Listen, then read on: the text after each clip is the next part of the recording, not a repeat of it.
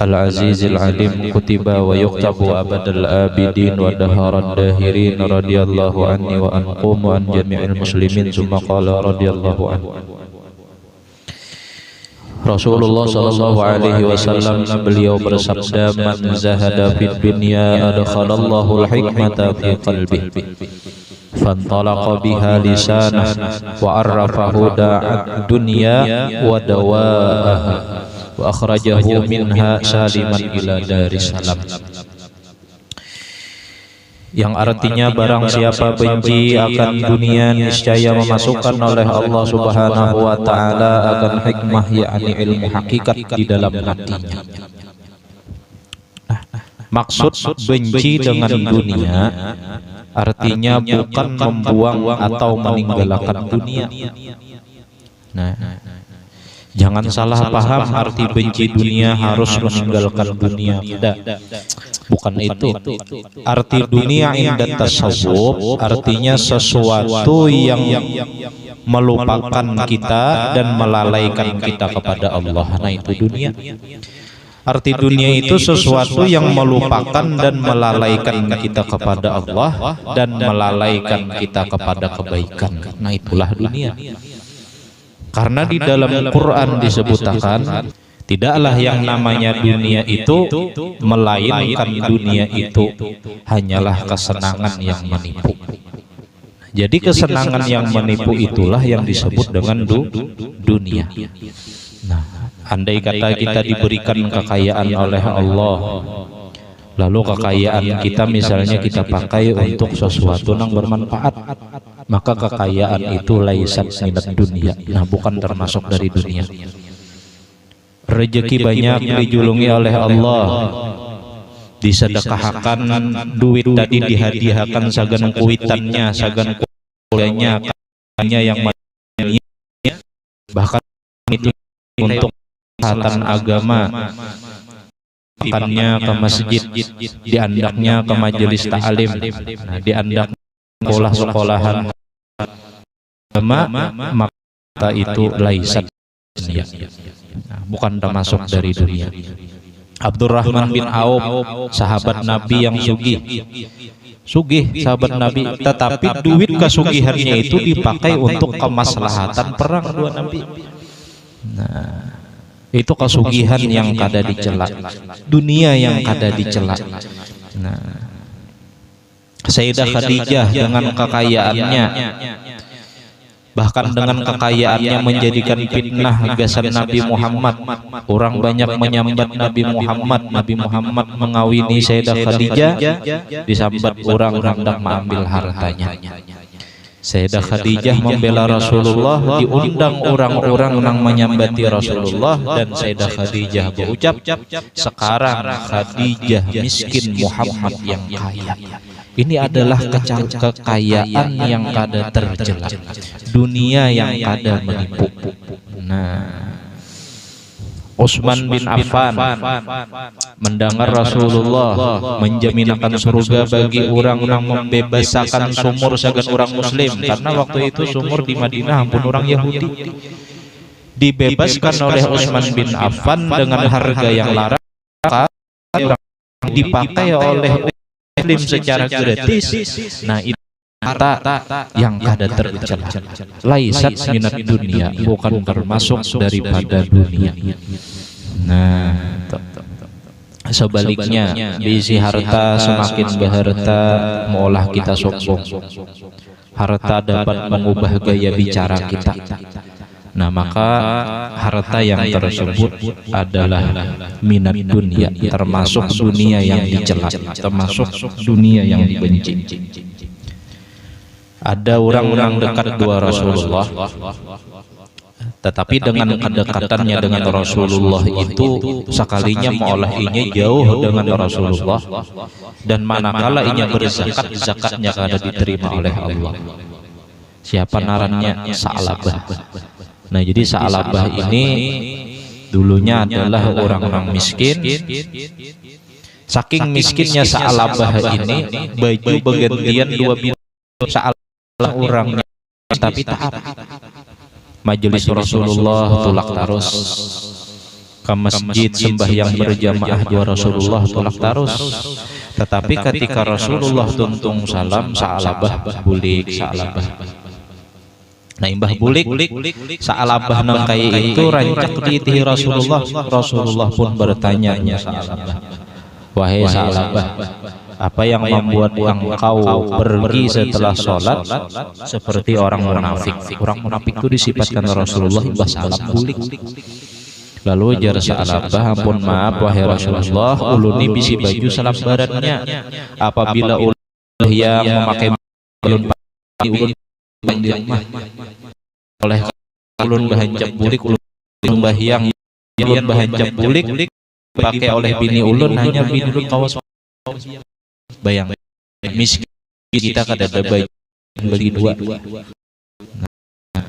orang bahari baju salam kemudian ini.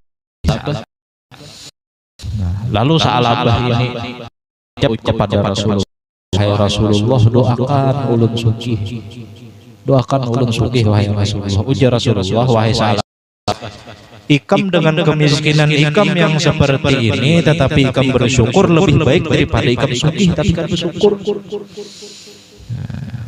Di antara syukurnya sa'alabah bisi baju sebutingannya dipakai sagan ibadah bagian tiap. Ini baju nang dibawa bersyukur. Nah, baju nang dibawa beribadah. Bulik sa'alabah, mbah bulik sa'alabah, esok hari bertamu pulang dua Rasulullah, wahai Rasulullah, doakan ulun sugih. Rasa ada sanggup juga baju bagi dua. Mun makan sepiring berdua sanggup aja nih baju bagi dua. Ujar Rasulullah, ikam lebih baik nang kaya ini tapi takwa daripada sugih dan bersyukur. Hari ketiga datang pulang dua nabi tetamu Rasulullah, wahai Rasulullah, doakan ulun sugih. Demi Allah, zat yang menciptakan alam dunia, wahai Rasulullah, doakan ulun sugih. Bebuat ngaran Allah. Minta dua Rasulullah berbuat ngaran Allah. Rasulullah ada kau lagi menolak.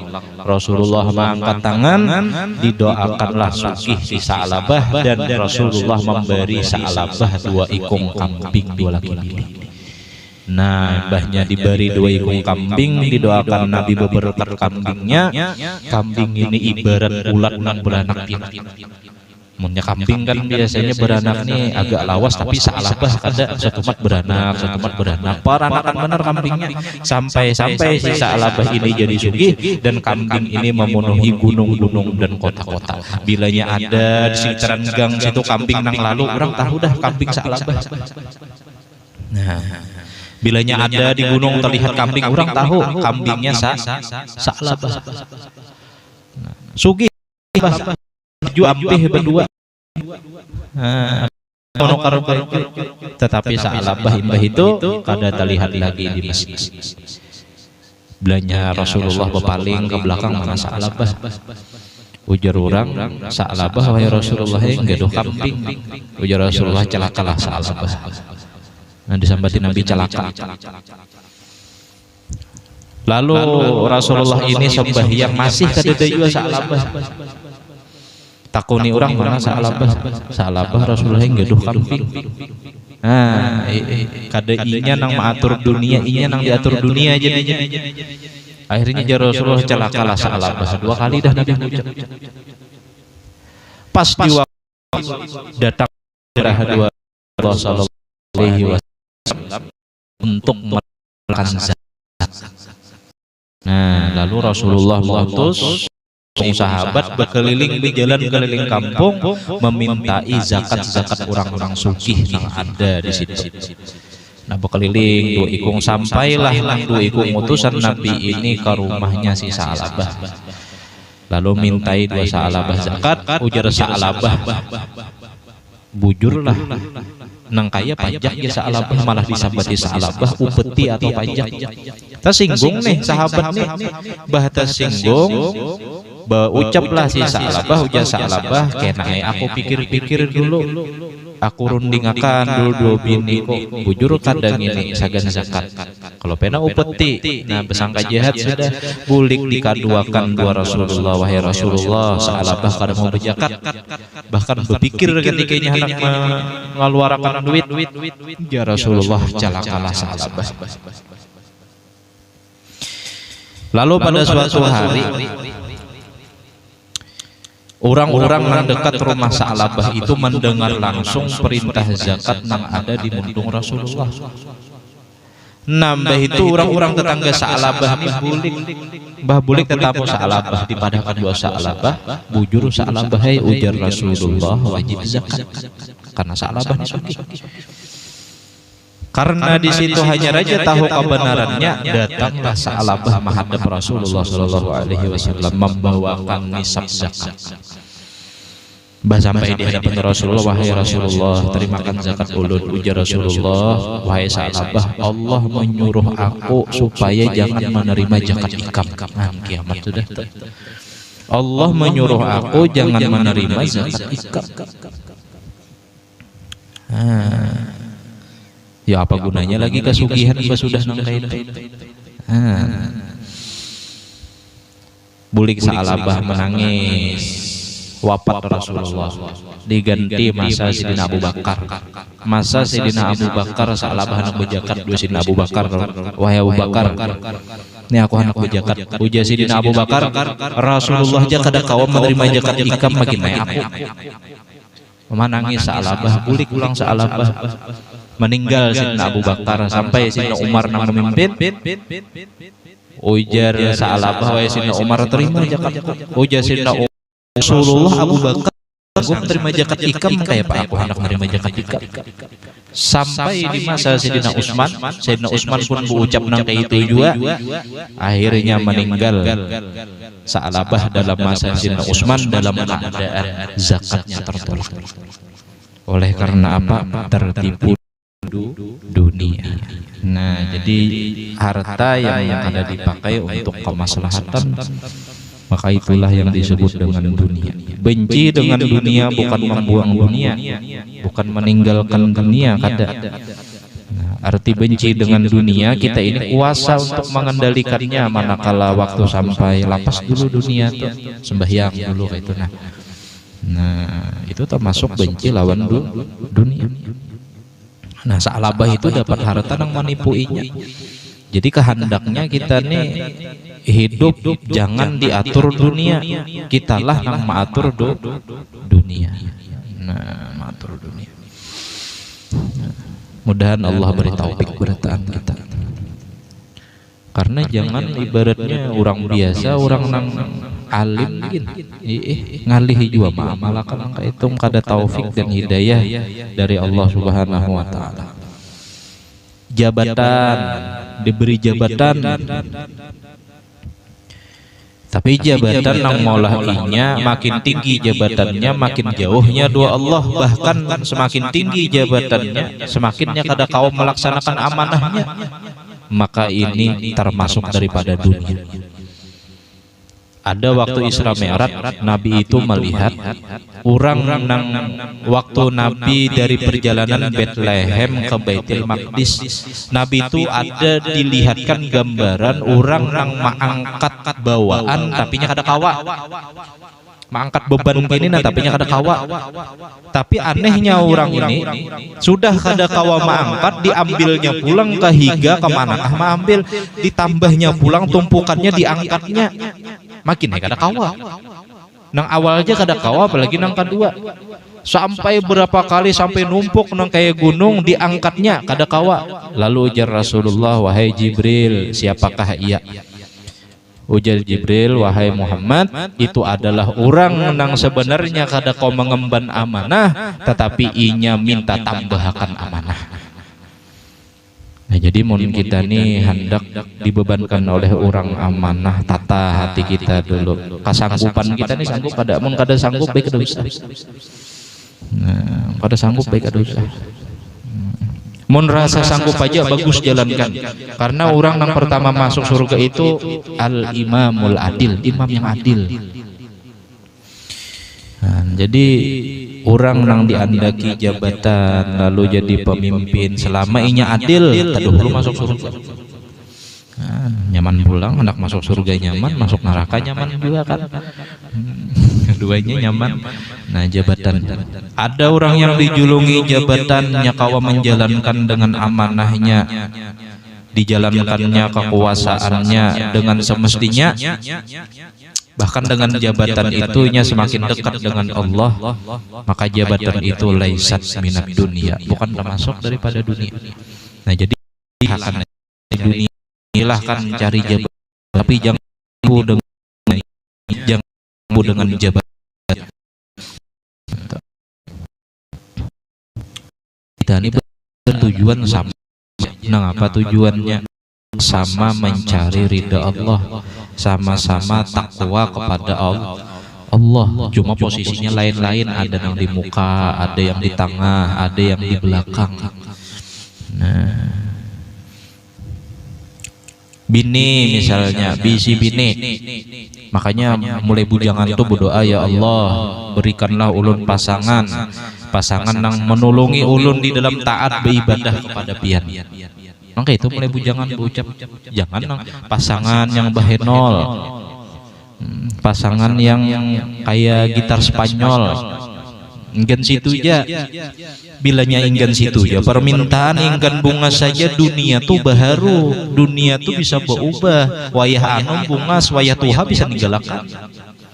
Nah, jadi cari pasangan itu yang menolongi kita taat dua Allah Subhanahu wa Ta'ala. Jadi bini yang membantui kita taat kepada Allah itu laisat minat dunia, bukan termasuk daripada dunia. Jadi hidup tuh santai aja. Kada bisi motor kada mati juga kalau. Ada binian kada bisi amas kada mati juga kalau. Binian kada mati. Nah, cuma bila kada makan mah pilih mana kira-kira, amas kah makan enggak? Pilih motor kah makan enggak? Artinya kita ini mau hendak hidup, sekadar hidup, insya Allah cukup aja. Tinggal bersyukurnya aja lagi. Jangan sampai kita nih mbah sudah dapat amas hanya kau bersyukur, mbahnya sudah bisi motor hanya kau bersyukur. Itu tabiat orang nang bodoh. Sebujurnya kita nih gan makan gin, tangan nina kawa bergerak menyuap, nih tangan nina ganalnya tuh pertolongan Allah, jakanya hati kita tuh melihat pertolongan Allah menggerakkan tangan kita nih kawa menyuap nasi. Mbah sampai kamuntung ilat nina pulang, saking nikmatnya Tuhan memberi kita kawa merasakan masin, manis, haruk, wadi nanti makan lalu haruk, kayak haruk nyaman. Itu sudah nikmat yang luar biasa sudah. Masuk ke dalam parut jadi kanyang tadi pulang, masya Allah, kekanyangannya ini jadi tenaga, nang tenaganya dipakai segan ibadah, maka kanyangnya, usahanya, duitnya, apapun yang dimakannya laisat minat dunia, bukan termasuk dari dunia. Nah, jadi boleh ya hendak berusaha sugih silakan. Percaya aja, semua akan terasa indah apabila kita belum memilikinya. Ya kalau kita nih belum bisi kipas angin rasa nyaman, mitih kawan bisi kipas angin, sudah bisi munyak asa mitih kawan bisi motor asa nyaman, mitih imbas sudah bisi haram munyak. Jadi sebujur kita ada kawan kepada Tuhan, kita ingin akan ukur merasakan nikmat orang nang isi itunya kada kawan nang kayak kita merasakan kehendak tuh nah kada ada lagi. Coba yang bayangkan, aku hendak bahira Jakarta aja, tulaknya ke Jakarta bahira wara. Aku aja hendak naik pesawat jet, tulaknya naik pesawat jet. Aku aja hendak menukar lubang emas, tulaknya ditukarinya gunung. Aku hendak nukar batu bara. Apa asiknya hidup nang kayak itu? Jadi asiknya hidup tuh sebenarnya proses nyaman kita nih. Pas sudah dapat syukur alhamdulillah. Jadi bujur aja, sabar itu adalah separuh iman, syukur adalah separuh iman. Cocok aja orang nang hendak syukur tuh sabar dulu, tapi sebenarnya nikmat nang sabar nih. Sabar, sudah bisi kada nikmat lagi. Pemudaannya nah. HP Nokia besentar, hati itu kehendak iPhone, iPhone mah. Sekalinya dapat juga model kayak iPhone, Realme.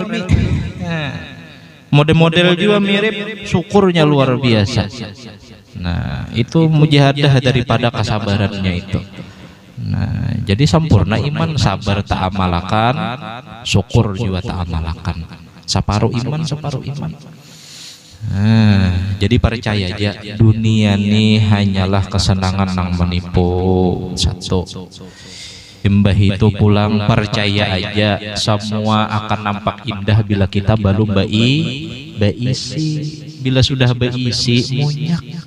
Nah, sudah beisi munyak. Jadi syukurilah selagi pian belum beisi.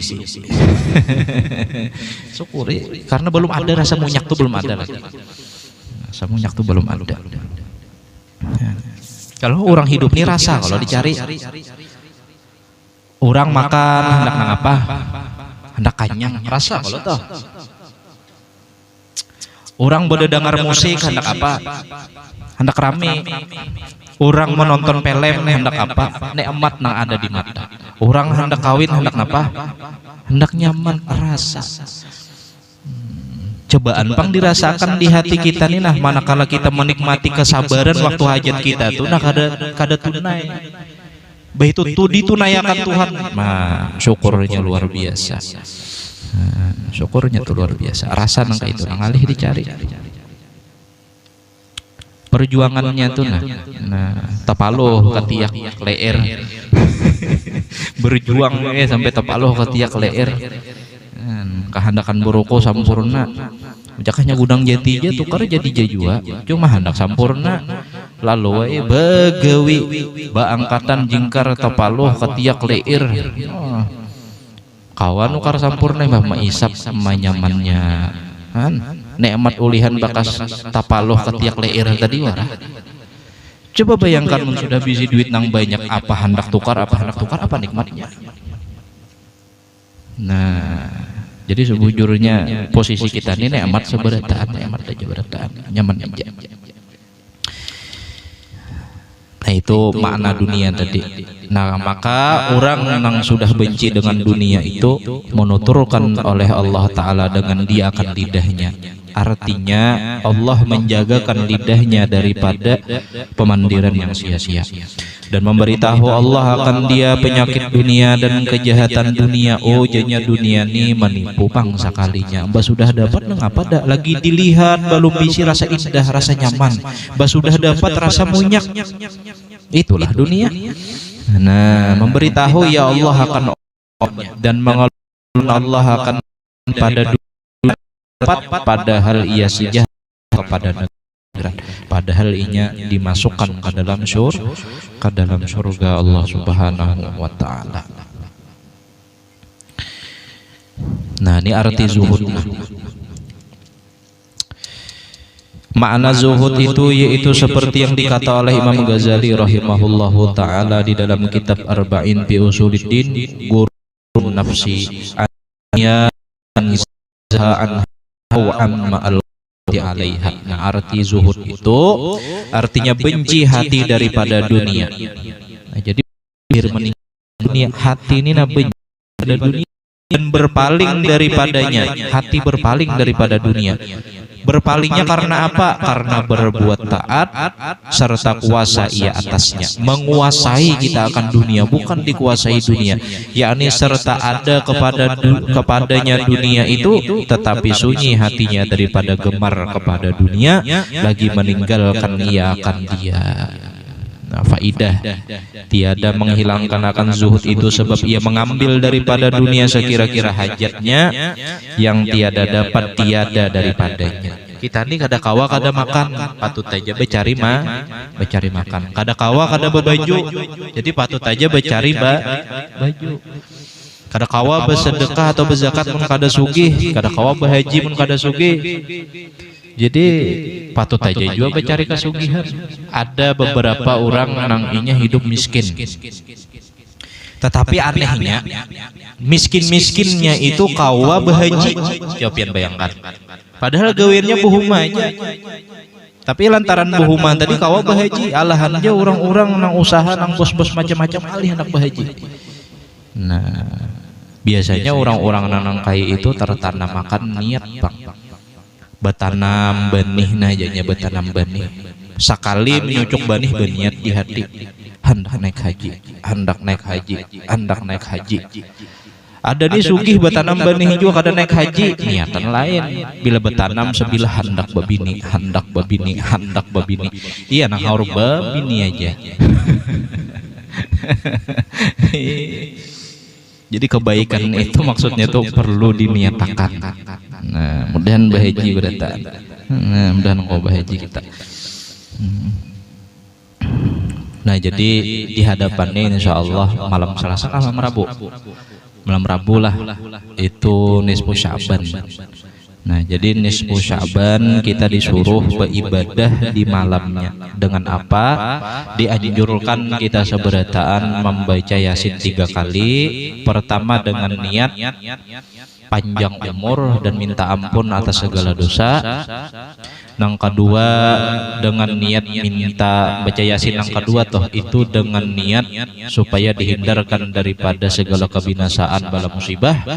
Dan yang ketiga pas membaca Yasin yang ketiga dengan niat mudahan meninggal husnul khatimah. Nah, itu gawian yang bagus. Kemudian dilanjutkan dengan sembahyang taubat, sembahyang hajat, sembahyang tasbih. Nah, karena di malam nisfu Sya'ban itu adalah malam pergantian buku tahunan.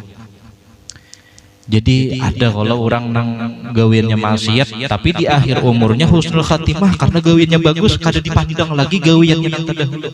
Nah, kehendak kita tuh kayak itu.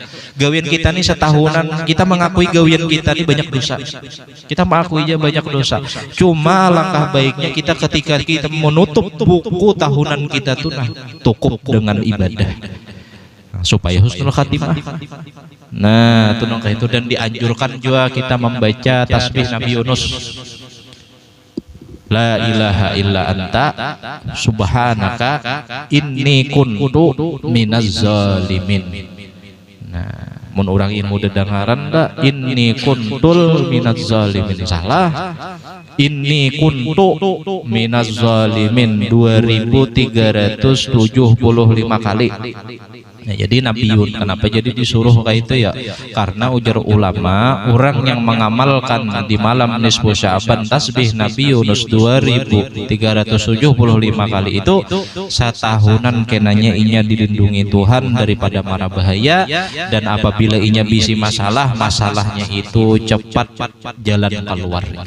Nah, sebagaimana Nabi Yunus itu kan dakwah lawas di bagian Irak. Jadi Nabi Yunus itu selama dakwah nang lawas itu sidin dapat 2 aja pengikut, 2 aja orang nang mau menyembah Allah, karena di zaman itu orang banyak nyembah berhala. Lalu munyaknya Nabi Yunus ini memperingatkan 2 kaum nang di bagian Irak itu, ujar Nabi Yunus, bila nyabuhan ikam berataan kada bertaubat kada menyembah Allah, aku berdoa kepada Allah supaya Allah menurunkan bala musibah. Akhirnya Nabi Yunus karena kemunyakannya itu tulak sidin, tulak ke pinggir laut, ke dermaga tetamu kapal. Babuatlah di kapal itu. Sampai di tengah kapal terombang-ambing karena doa Nabi Yunus tadi.